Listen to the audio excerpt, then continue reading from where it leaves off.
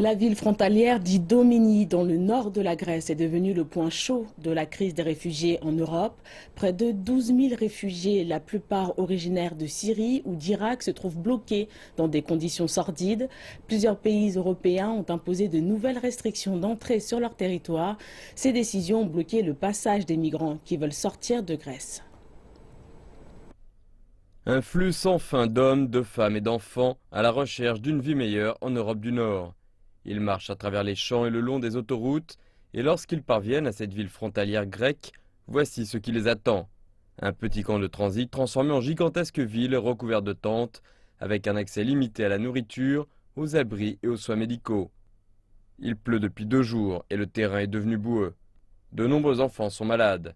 Nous avons rencontré ici la petite Leïla, âgée de 3 mois, et sa mère, originaire de Syrie.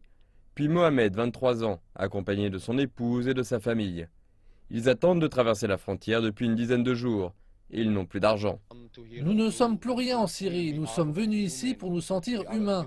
Mais en fait, nous avons trouvé la même chose, nous sommes traités comme des animaux. Les agences humanitaires distribuent de la nourriture. La file d'attente s'allonge de jour en jour. Il faut ainsi attendre près de 2 heures pour obtenir un sandwich, quelques fruits et de l'eau. La Grèce a mis en place un nouveau camp, situé à seulement quelques kilomètres de là, où les réfugiés peuvent profiter de meilleures conditions de vie. Mais la plupart veulent rester près de la frontière, au cas où les portes s'ouvrent.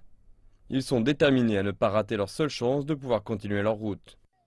Je n'ai que deux options, une est de mourir ici, la seconde est de traverser la frontière. Il n'y a que cela, soit mourir ici, soit traverser ces pays. J'espère pouvoir rejoindre l'Allemagne. Aucun d'entre eux ne souhaite rester en Grèce. Ils savent tous que le pays connaît une grave crise économique, et comme nous confie Allah, même si la frontière ne s'ouvre pas, lui et beaucoup d'autres pourront trouver d'autres moyens, plus illégaux, pour atteindre leur but. Non, nous n'avons pas d'autre choix, nous n'avons qu'un seul choix possible, atteindre l'Europe du Nord, c'est le seul choix dont nous disposons. Nous n'avons pas d'espoir ici, pas d'argent, pas de santé, nous n'avons rien. Mais pour le moment, il reste de la nourriture. À la fin de la journée, les volontaires distribuent riz chaud et soupe de pommes de terre.